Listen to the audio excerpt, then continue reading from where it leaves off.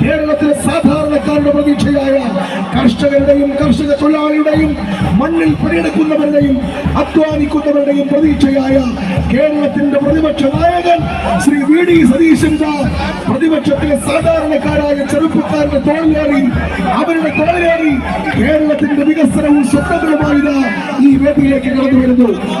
പ്രതിപക്ഷ നേതാവ് വി.ഡി. സതീശൻ നയിക്കുന്ന UDFന്റെ പുതുയുഗ യാത്രയ്ക്ക് ഇരിട്ടിയിൽ ഉജ്ജ്വല സ്വീകരണം. നിശ്ചയിച്ച സമയത്തിലും 3 മണിക്കൂർ വൈകിയെത്തിയ യാത്രയെ വരവേൽക്കാൻ മലയോരത്തിൻ്റെ മലമടക്കുകളിൽ നിന്ന് ഒഴുകിയെത്തിയ UDF പ്രവർത്തകർ ആവേശത്തോടെ കാത്തിരുന്നു. ജില്ലയിലെ അവസാന സ്വീകരണ യോഗമായിരുന്നു ഇരിട്ടിയിലേത്. 7 മണിയോടെ ഇരിട്ടി പാലത്തിന് സമീപമെത്തിയ ജാഥ ക്യാപ്റ്റൻ വി.ഡി. സതീശനെയും മറ്റ് UDF നേതാക്കളെയും പ്രവർത്തകർ ഇരിട്ടിയിലേക്ക് ആനയിച്ചു.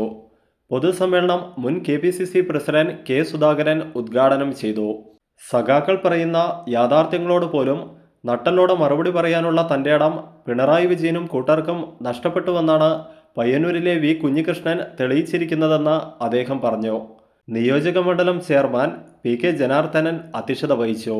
Sunny Joseph MLA, Adoor Prakash MP, Ramya Haridas, Sajeev Joseph MLA, Martin George, Chandran Thillankeri, Raju P. Nair, Kareem Cheleri, Shama Mohammed, Rijil Makkutty, MC Sebastian, Palayam Satheesh, Prasannakumar, Ibrahim Munderi എന്നിവർ സംസാരിച്ചു. Prime vision news Iritty.